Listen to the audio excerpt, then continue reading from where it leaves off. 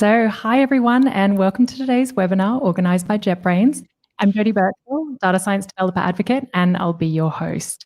So the topic for today's webinar is one that I think is going to be very interesting for DataSpell users, as we're going to be showing you how to get the most out of the IDE's very powerful functionality for working with both SQL and databases.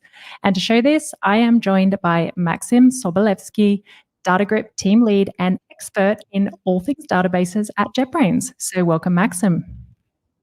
Hello. Hey, so we've been working together for a while, and as a data scientist, I obviously have a love for anything that could make working with databases easier. And this is something our IDEs really excel at. And this is all thanks to the work of your team, Maxim. So would you mind telling us a bit more about DataGrip and how it works with the rest of the IDEs? Yes, of course. So initially, the database functionality was just a plugin for the other IDEs actually we produce as a JetBrains. So in every paid ID, there was a database functionality called database plugin. And only then we decided that we can make a separate product from this, because there are lots of people who need just a SQL ID. They can be just data engineers, database developers, or let's say normal developers that just want to have their database stuff in the separate tool. That's how DataGrip actually appeared in 2015, as far as I remember. So starting from that point, there are no differences between DataGrip functionality and the other IDEs functionality. So in DataSpell, in PyCharm Pro, in IntelliJ IDEA Ultimate, in Rider, wherever, you have the database functionality, which completely repeats everything DataGrip can do. So basically what I'm going to show you now is available in all IDEs JetBrains produce, and there are no differences between DataGrip, all the other IDEs, and DataSpell.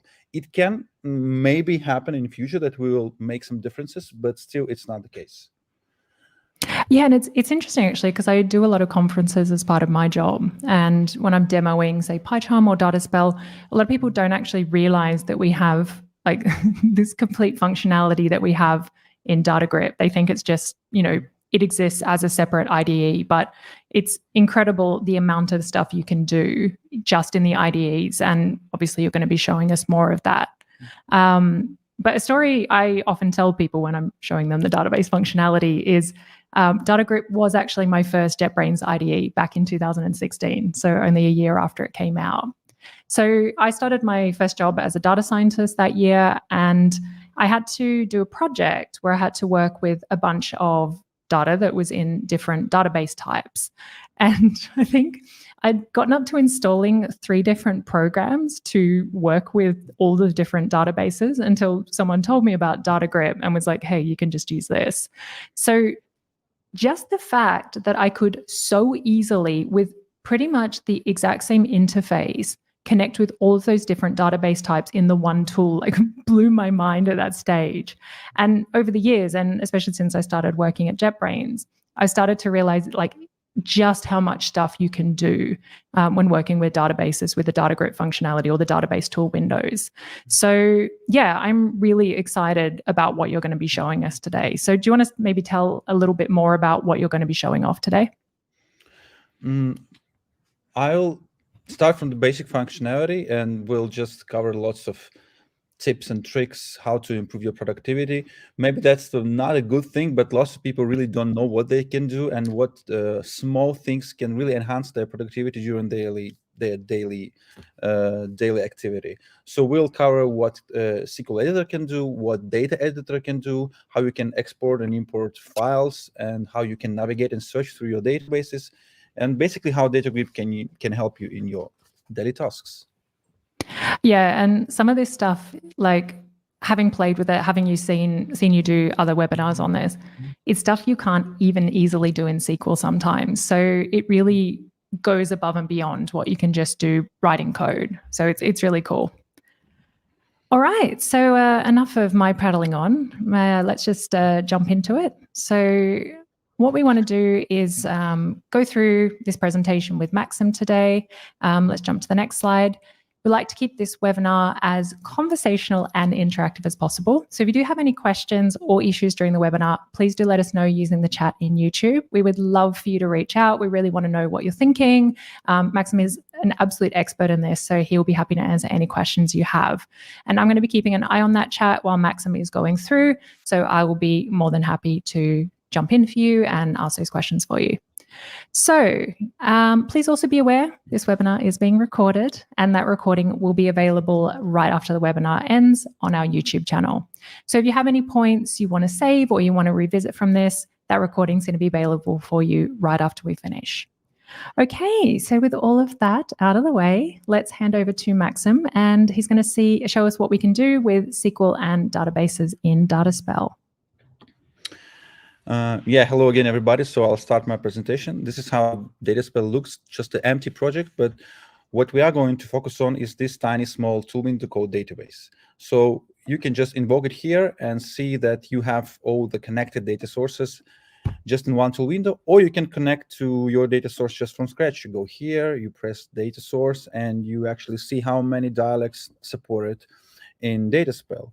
We also even have the other section with all the other databases, and we call this basic support. What basic support means? It means that we don't build our own syntax parser. We just connect with the provided GDBC driver and use the SQL 2016 syntax to highlight the queries. But actually, this can be sufficient in many ways. But these databases are natively supported by our IDEs, by DataSpell as well.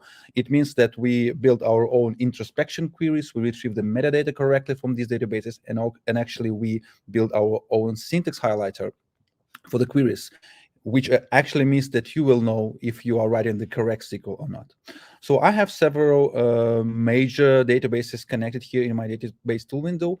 Basically, everything I will show you on my Postgres database. But again, since DataSpell supports many databases, everything I'm going to show you is applicable for all the databases we support. So this is the database tool window. Let's briefly look at it and see what it can or cannot do. So I have several databases here, and what I can do, I can put them into folders. If you have so many data sources, you can just arrange them a little bit in a more handy way. So if you press F6 on the database, on the data source, you can actually say that, okay, this is the new folder. Let's say it will be Postgres folder, and my Postgres folder is created. I can even then put the MySQL data source to the folder, and I can then expand, of course, and collapse the folder. Also, what you can do, you can color your data sources. You can go to Tools, Set Color, and let's say put the red color for data source. And this actually means that everything connected to the data source, along with the query consoles where you write the queries, the results will be highlighted in red. So it actually helps you to determine your production data source from your test environment, from your staging environment. So again, you can color them just to better understand what you are working with right now. I will delete the color because I don't like it. And another thing which I advise you to do, if you work with the production data source, you can go to the data source properties and go here to options and take the read-only mark. If you mark your data source as read-only, of course, no updating or inserting queries can be run in your data source. Moreover, if you have the data source read-only and you have just insert query, which does something, whatever, you can see that in editor, this statement is highlighted in yellow color, and it says that this statement will lead to modification of data. So even the query editor knows that your data source is in read-only and you cannot run this query. And even if I put something, whatever here, even if I run this query, it's impossible. But then I can, of course, disable the read-only mode and run this query if I actually need it. Okay, let's go back to our database tool window. I will also mark this not read-only.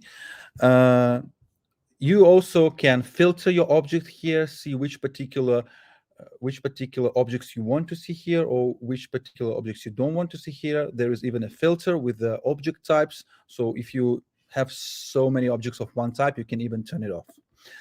There is also a search, which we recently introduced. So for example, if you just want to find any object, you can start typing and filter the objects. and you will see only the objects based on your search, or if you don't filter them, these objects will be just highlighted here. So let's continue to, what I also wanted to mention is that in options, you don't only have the ability to make a read-only mode, you have many things here. And one of the most important things is the Schemas tab. It actually makes it different a little bit from how all the other tools work. You can go here in Schemas tab and see which particular schemas and which particular databases you want to work with. So for example, if I want to work only with guest database, I just mark everything off. And if I need only the public schema, I just leave it as is. So you will be able not to see all unneeded schemas or databases. You will see only the schemas you want to work with. What is also important that the schemas you show will be introspected. The introspection is a very special term about how JetBrains IDEs work with databases. Introspections means that the IDE will retrieve the metadata from your database with the queries, and then use this metadata in navigation, in code completion, in coding assistance, and that actually makes everything really fast. Yes, introspection itself can be a long process, especially if you have the very, very big database. But after the introspection is finished, the whole experience is kind of smooth. So you need to check the schemas only you work with, so that introspection can only retrieve the needed metadata and not like bomb your database with lots of queries. So if you want to write queries to your database, you go here, New Query Console, and Query Console is actually a temporary file where you can write SQL scripts, get the results, and that's it. So what we encourage usually people to do when you write queries is to heavily use live templates. Especially in SQL, you have so many constructions and queries which are super typical. So you don't need to type select every time, wildcard from, actor table. Yes, code completion is really cool, but you can make it even faster. Type SEL, you press tab. The select wildcard from is expanded here. You just choose the needed table, and that's it. Again, maybe you noticed when I was writing the insert query, I also used live templates. So I can type ints, I press tab, I choose the table, the column list is offered by the code completion, and here I can put values, and you see that the hint pop-up even tells which particular column I'm currently inserting the value in. So these live templates can be actually tweaked in the settings. So if I go to settings, I go to live templates, I'm searching in settings. Yes, here you are. I go to SQL, and I actually see that there are lots of live templates pre-built in the IDE, but you can create your own live template as well. If you just do something really frequently, you can create the snippet here, or you can edit the snippet which is already there. So for example, this is the SEL, the most common live template for select. I can, for example, cut this variable end, which means that the cursor will be placed in that particular place, and I put it after the wildcard. I press OK, and what does it mean? It means that I can invoke this live template, choose the table, and then the cursor will be placed just in the just to the wildcards. Why do I need it? I need it because the wildcard is maybe, as you know, is not the best practice. So I can press the Alt-Enter shortcut, which is actually the most important shortcut in the whole IDE. Alt-Enter actually helps you to improve your code, to make various changes. So you can always try pressing Alt-Enter on every place, and you will see that there are lots of options which IDE actually offers to you. And in the case of SQL, of course, the most useful option here is expand column list. I can press the Enter and see that the column list is expanded. And this column list expanding even respect the joins. So let me add a couple of joins. By the way, you can see that the join completion actually respects the foreign keys in my database, which makes writing joins really easy. So I can just press Enter. If I need another join, I again start typing JO, and I can see that the film table is now offered me as a completion because it has the connection with the film master table. So I can even press like this. So I can now see that my query is a little bit more complicated. And if I go there, I press Alt-Enter, expand column list, and you can see that all the column lists are expanded basically based on what joins are over there. Moreover, yes? Yeah, we've got Yeah, we've got one question. So can we define a SQL job or config CDC for SQL there? SQL, I think it's a little bit out of the plot, but as far as I understood, if the SQL job is the object of the database, maybe can you please maybe give more details about the question? But if you mean a SQL job as database objects, maybe which are, for example, in the SQL Server, no, you cannot. Maybe we need to clarify here that database functionality in our IDs are more focused on people who develop applications or data engineers, but no database administrators. So jobs, from our point of view, is more about database administration part of the work. So that's why still it's not supported, but you're always encouraged to vote for the corresponding ticket in our issue tracker, and yeah, maybe that will make us implement this functionality.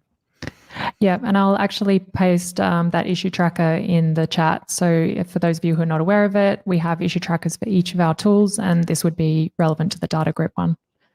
Thanks, Max. So yeah, let's continue. What I wanted to mention, that when you expand the column list, you can see that all the ambiguities are actually qualified with the aliases, which happens automatically. But you can, for example, go to settings and let's just check it. Qualify code completion, and yeah, there are objects. There are settings where you can define that you can qualify objects always or only on collisions. But also, if you want to qualify your objects, you can again use the Alt-Enter. You can select the needed columns, press Alt-Enter, press Qualify Identifiers, and everything will be qualified. Also, if you don't like any kind of aliases, it's really easy to use refactorings, which are especially useful when you're working with the scope of one query. So what I mean, if you don't like this F alias, you can just put the caret here, press Shift F6, which is the shortcut for renaming, and just type new name. And as you can see, all the aliases are renamed through the entire query, which actually works a little bit better than the text search. Because, for example, if I have this another query with the let's say F alias, and if I want to rename that alias in the second query will not be touched, which actually means that the refactoring really understands the scope you are renaming your entity in. You can even introduce the aliases. So for example, if I want to introduce the alias for actor table, I can press again Alt-Enter. Remember the shortcut? I say introduce table alias, and that's it. And you can even see that all the references from this table are actually replaced with the aliases.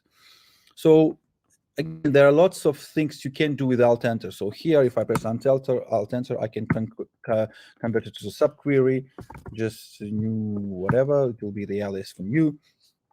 And also maybe, yeah, then I can extract the query to the CT, which is also possible. So again, if you even have something in your mind that some transitions can be done, maybe these transitions are already implemented. So please always check what Alt-Enter or this light bulb actually offers to you. It offers you the same. Okay, let's go. Let's make this query a little bit shorter. About execution. So to execute the query in DataSpell, you need to just press Command Enter. What is notable that if you have several queries, the executor pop-up will appear, which will offer you to run this query, or maybe to run the whole script. If your cursor is in the subquery, you can press Alt-Enter. Oh, no, sorry, Command Enter. You know, I'm really used to Alt-Enter, so I press it even when I don't need it. So if the query is inside the subquery, there are several options. You can even run this. You can only run the subquery. You can run the whole query, or you can run the whole script. If I run the whole script, of course, I get two results here in my services pane. The good trick is to actually name your result tabs so you will understand what you are working with currently right now. It can be easily performed by writing a command. So if I go here, I type query 1, and if I go, oh, by the way, did you notice that there is a spell checker? It can even detect that you have typos inside a camel case string, which I really love. So I can do something like this, and here you can type something like query 2. And then if I run the whole script, this command are becoming the name of your result tabs, which can be really handy. Also, if you don't like this pop-up to appear, this is possible. It's possible to customize it. So, for example, what I actually like to do, if I invoke this pop-up, there is an option called Customize. I go here, and there are several actions: execute 1, execute 2, execute 3. And execute 2 does the same now, but I can tweak it. So, for example, I can say, hey, execute 2. When the character inside the statement, don't ask, always execute the whole script. I can even assign the shortcut. No, the navigation broke. So if I go execute 2, I add the keyboard shortcut. Let's say Alt Command Enter. It already assigned to some other actions, but I don't care. I remove them. Okay, so it works. Which actually means that if I press Command Enter now here, I see the pop-up. If I press Alt Command Enter, no questions asked, the whole script is just run.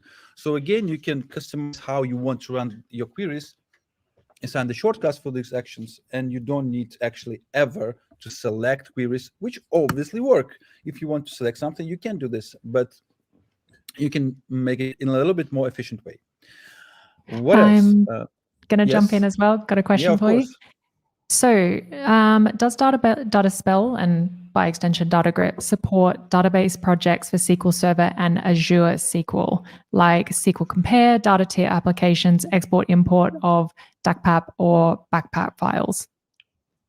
We don't support the SQL Server and Azure SQL projects as is. We do have the functionality which actually resembles this kind of project. So you can create your text implementations of your database, put them under version control, and do migrations both sides, like actually this SSDT, as far as I remember, to do. But we don't support these projects just from scratch, because this is the project from another ecosystem. And if we're speaking about export and import of DAPAC or BAC files, natively we don't support it. So for this kind of task, you still need to use SQL Server Management Studio. Thanks.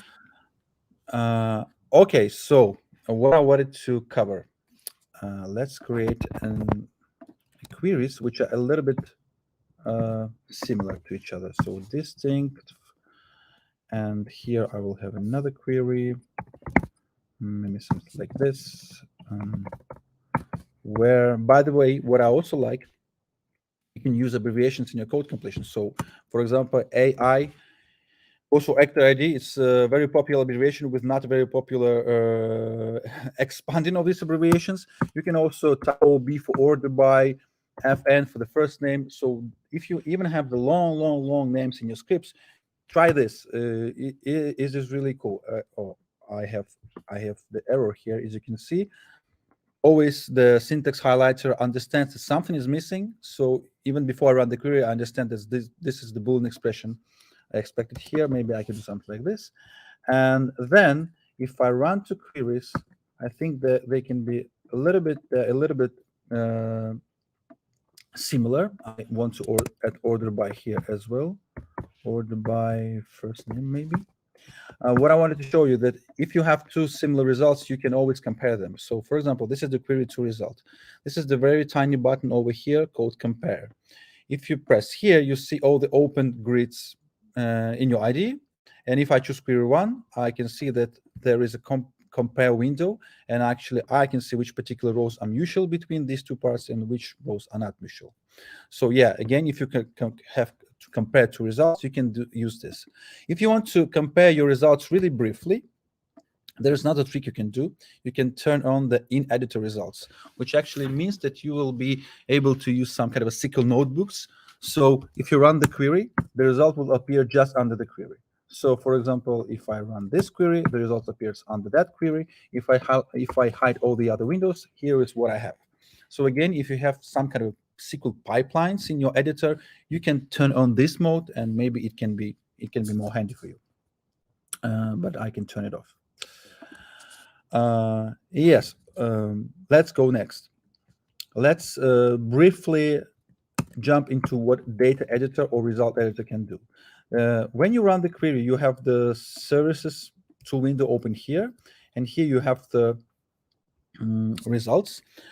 but we actually use the same component when you're just looking for data in tables. So if I go to my database and let's say, hey, this is my tables, lots of tables I have here. If I just double click on it, I don't need to invoke the select. If I double click on the table, you see that this is the data which this table contains. And let's briefly describe what this component can do. I will hide all the other windows. Basically, this is the shortcut Shift Command F12. I like it very much. You can press it, and it will toggle actually the view you have in your IDE, all the other two windows open, or all the other two windows closed. So if I press Shift Command F12, I will close all these two windows. Yeah, by the way, I cover some platform features as well, so you will benefit from this knowledge, not only if you don't use any database features at all. Okay, so this is the actor table opened in Data Editor. Of course, what you can do, you can order data here. And as you can see that every time I click on it, there's an order by condition added here in this pane. So I can even do something like this, do my own order by here. But if you don't want to run the new query each time, this is also possible. You can go to the settings and just turn off sort via order by, which actually means that then all the sorting will be performed on the client side. There are no queries run. We ourselves order your data. This is really handy and lightweight and useful, but the only thing you can really pay attention to that, of course, this works only for the current page. So now I have 200 rows, and it means that all these 200 rows are affected. If I want to retrieve more rows I have 200 rows in my table, of course. But if I go here and press 10, and then I use the order by without the queries, obviously only inside these 10 records the ordering is happening. But if I turn it on, obviously the new query is generated, which I actually can check. I can go to settings, and I think there's a view query option, and I can actually see that actually this is the query which will run to retrieve this data. Besides the order by, you have the where field, where you can again do like the small part of the SQL which is run to get this data. For example, if I do something like last name, like whatever, I press enter, so this filter is applied, and I can see only the last names for starting with M. If I go here to the page size and put all, I can see all the M started names. By the way, we are currently working on the local filters, which will be, I hope, released in the next version.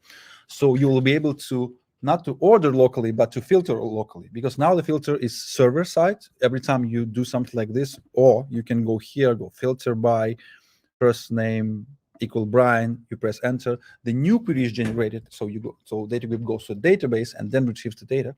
Now we're working on the local filters, which will be just the icons over here. So you'll be able to locally filter your values.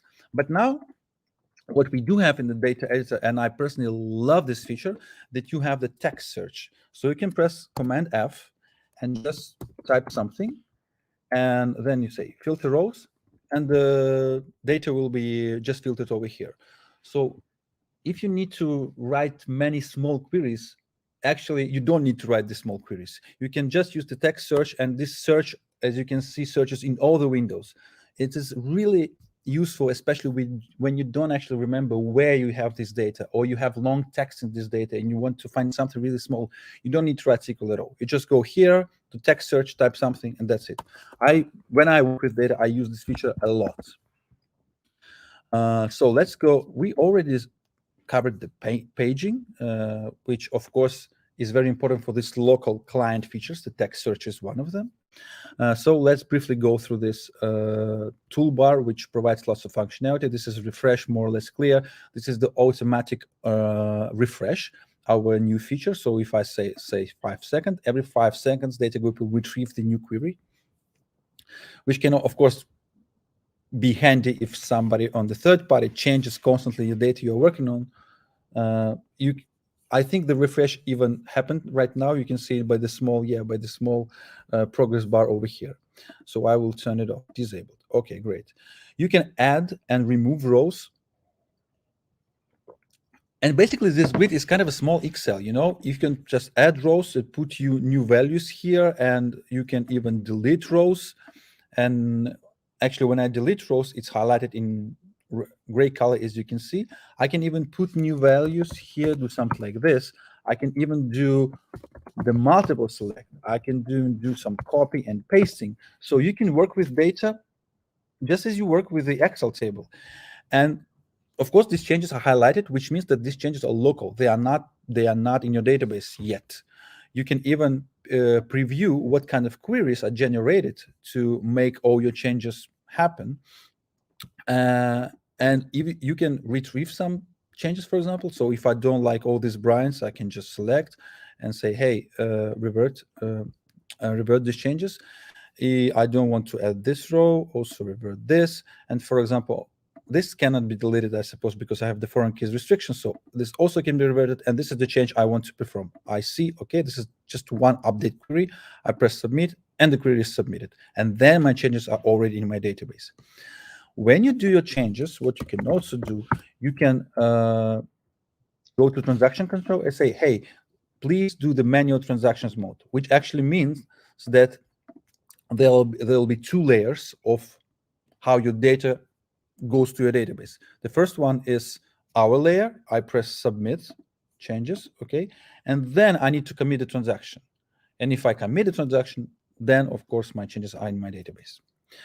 This is the DDL button, more or less clear. You just navigate to the DDL of that particular table. This is the search. I already covered it. This is our new feature called chart. You can just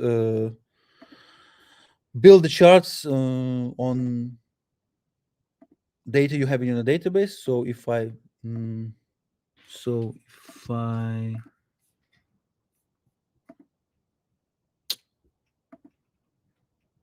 for the x-axis, I don't really know what particular. Okay, I will show the charts for the results, because here the data is not super applicable for the chart. I will cover this data x-axis a little bit later because it's really important. Here you can export or import your data, or export or import data. Export data means that this particular table can be copied to some other database. For example, if I say, if I press copy to database, I can say, hey, please copy it to my SQL Server. I press OK, and my table from Postgres is copied to SQL Server, and now it's over there. So now it's in my SQL Server, as you can see. I open my database. I press this scroll from editor, and yes, this is the active table copied from my Postgres database. So basically, database functionality provides you the possibility to copy data from one data source to the other data source. And what I wanted to cover here is very important data extractors table. Data extractors are actually formats in which you can export your data, both in files and in the clipboard. So what does it mean? If I choose the SQL inserts, I just go here, and for example, I want to see only last name, like, say, B. Then I just copy everything. I press copy on my keyboard, and what do I have in my clipboard is the bunch of insert statements generated from that data. If I choose the updates extractor, again, I can copy my data, and then here's what I have in my clipboard. So these formats are actually can be not only built in. Oh, by the way, this is the where clause. This is something I really adore. And let me show you it a little bit in the real use case. So for example, I have the query. Select from actor. By the way, I will turn off this live template caret because I don't like it. So put the end variable. Okay, I'm here. So let's say I have the query something like this. Great. And I have several IDs. I can select only these IDs with the help of Alt-Up shortcut, which is the shortcut for expanding selection. But in DataGrip, it works like selecting the column, selecting the row, and selecting the whole thing. So if I want to select the column, I can just type Alt-Up. And then I copy it with the where clause. And what do I have in my extractor, in my clipboard? I go to actor, and I can put where, and here's what I have. So this is the kind of a common task for writing new queries. You just select something from other result, and then you want to write a new query with this result. So you don't need to manually make a CSV. You just copy it in the where clause, and that's it. And even if you select several columns and use the where clause extractor, it knows how to deal with this. You have something like this, and again, I will have the same result, of course. So yeah, this is one of my favorite extractors. CSV and TSV extractors, kind of obvious. If I choose CSV, I then copy, and here's what I have in my clipboard. And even if you will export data in file, this is how your file will actually look like. The most important part here is the part which contains scripted extractors. Scripted extractors means that these are just real scripts, and you can actually examine them. If you go to scripts directory, you can see that these are just extractors. So for example, CSV Groovy extractor. This is just a Groovy script which does something. If you know how to program in Groovy, you can even tweak this extractor and make your own extractors.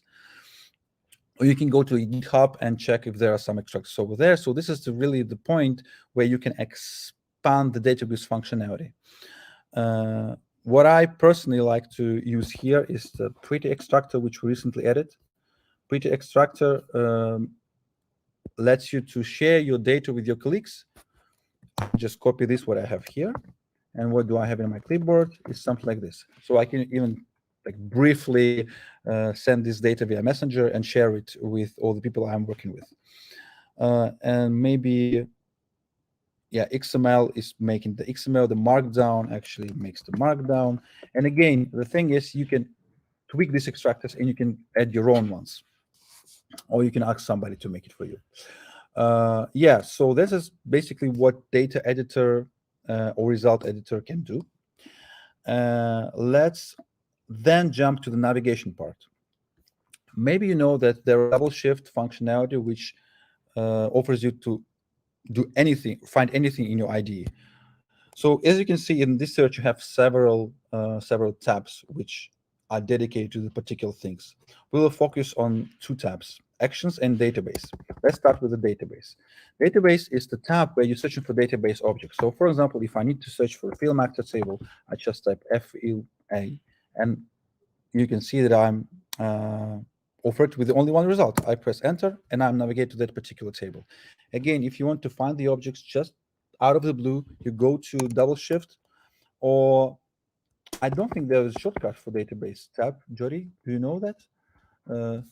Yeah, so if you want to find anything in your database, you need to find any navigation shortcut. Command O is find the class, but in DataGrip, Command O actually will help you to find the database objects. But here in DataSpell and all the other IDs, you just need to manually go to database tab and search for the objects here. What is really important that you can define the scope you are searching. So, context data source, what does it mean? It means that the search will perform in the context you are currently now. So for example, if I'm in the console for my Postgres data source, I press double shift, go to database functionality, and it's searching in my broad data source. But let's say I'm in the context of SQL Server data source. Yeah, here I am. So I'm working with the console, whatever, I press double shift, I go here. And as you can see, the context data source means that now I'm searching in my SQL Server data source. But you can actually define in what particular data source you want to search. And you can also search in all the data sources. That is also possible. So again, if you want to find any kind of object, it can be table or routine or something like this, you can use this database tab.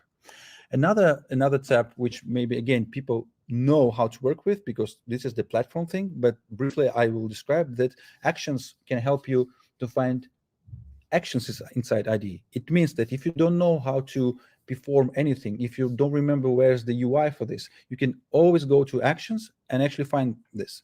So before this presentation, I was asked to zoom my IDE. So I have no idea how to do this, but I can go to action, I can type zoom, and I can say, okay, I can zoom my ID and do something like this. Let me make it. Let me make it again 125%. So And actually, Actions tab has its own shortcut, Command-Shift-A. And I can go here, 125. And you can do lots of stuff here. So for example, if you want to just reformat your code, let me create some very dumb query and like spoil it a little bit. And then you want to reformat your code.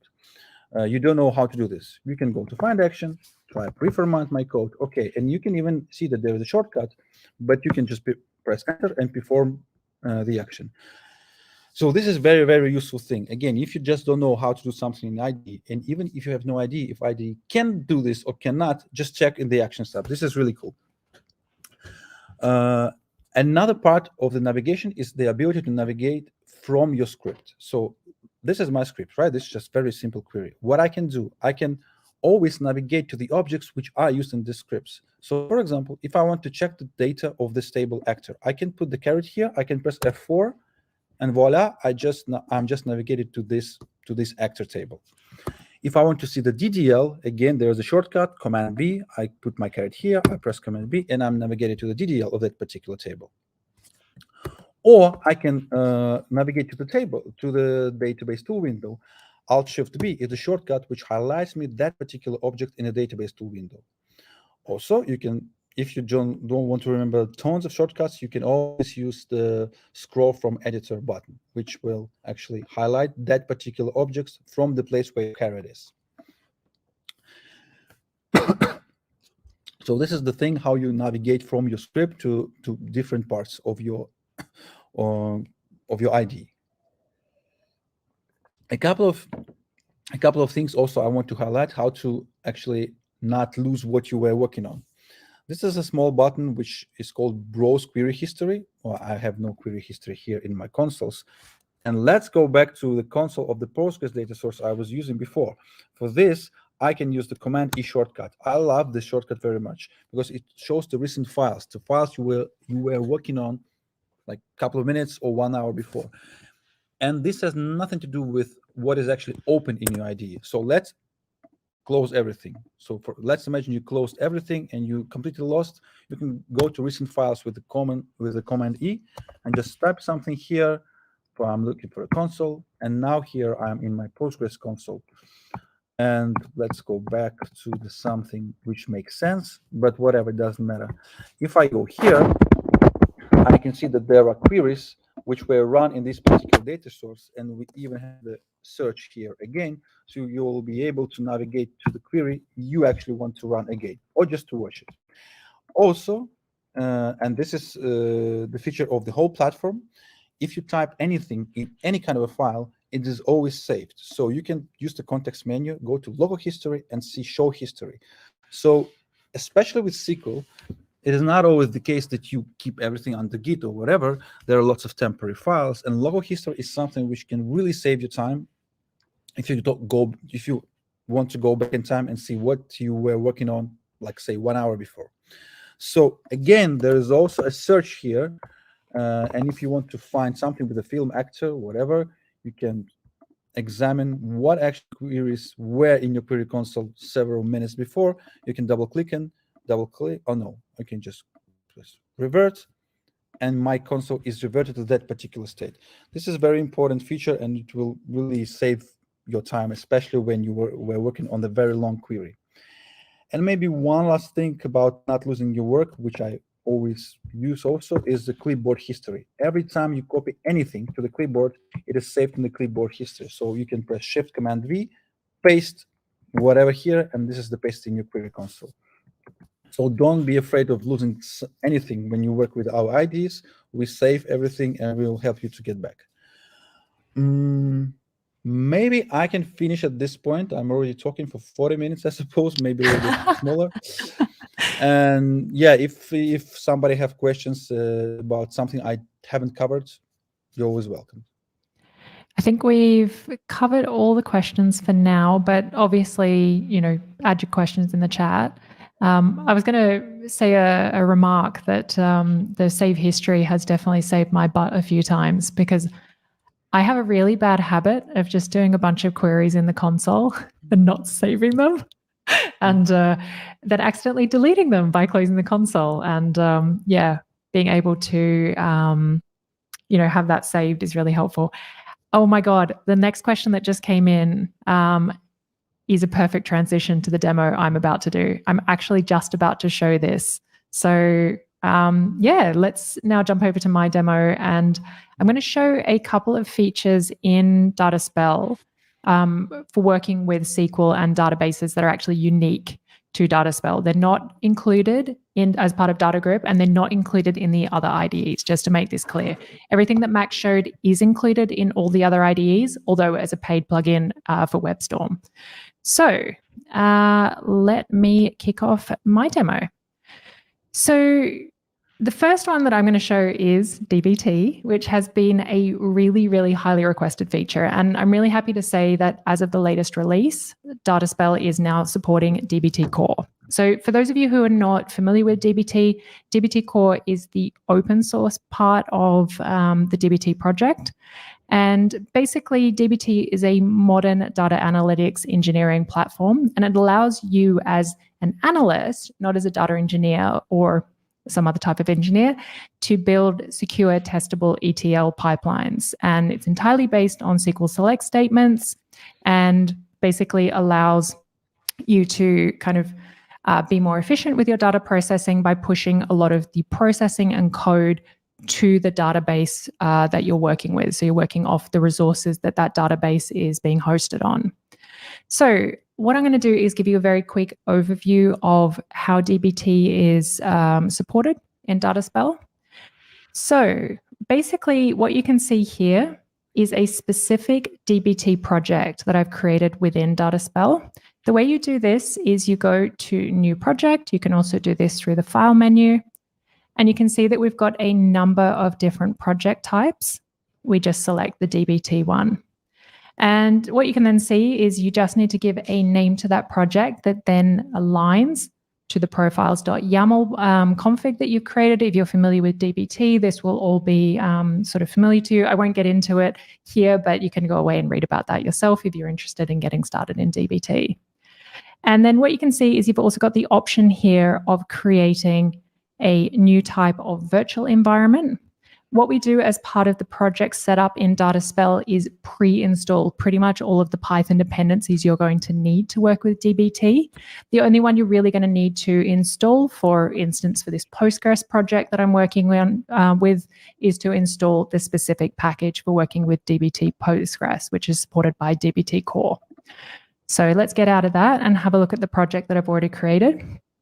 So like I said, everything in dbt is done through select statements, and this includes creating tables. All you need to do is set up the config in this particular way. And what you can see is I've created two models here. I've got one for creating an aggregation of a table that shows airline traffic over several years. One does an aggregation by the airport code and also time of the number of delays which are due to security, and another of the number of delays due to weather. So you can see pretty simple problem. And you can see, you know, this is just a select statement. We have our CTE here, and then we just have the select statement here. So what you can then see is I can set up a number of actions, some executable actions that are basically dbt actions out of the box. And I can go to edit configurations and I can add a whole range of those. So I've just added run, test, debug, and generate docs, but you can see out of the box, we have a whole range of different actions that you can run. So let's actually run dbt run. And you can see that it's having a little think. What it's doing is it's found both of our models and it's executed both of those. And then if I refresh my table, you can see that just with a click of a button, I've been able to create both of those files after both those tables, after setting up my models, and basically they're added straight to my database. So that's how dbt support. There's obviously a lot more depth to it than that, but that's just sort of enough to get you started, and you can see how easy it is out of the box to get everything working. The second thing that I want to show is a really nice addition to Jupyter Notebooks, which is SQL cells. So basically, you now have the ability to run native SQL in a notebook without the use of a connector package. So you can see here, I have a notebook which is running against Python 3. Sorry, it's a little bit big, so it's hard to see. But there's a Python 3 kernel behind this. So normally, as you know, your code cells would essentially only be able to support Python. But with the addition of SQL cells, which we have here, you can execute native SQL with syntax highlighting, with inspections, and also with autocomplete. All the stuff that Max was showing is supported, and it will dump the contents straight into a pandas data frame.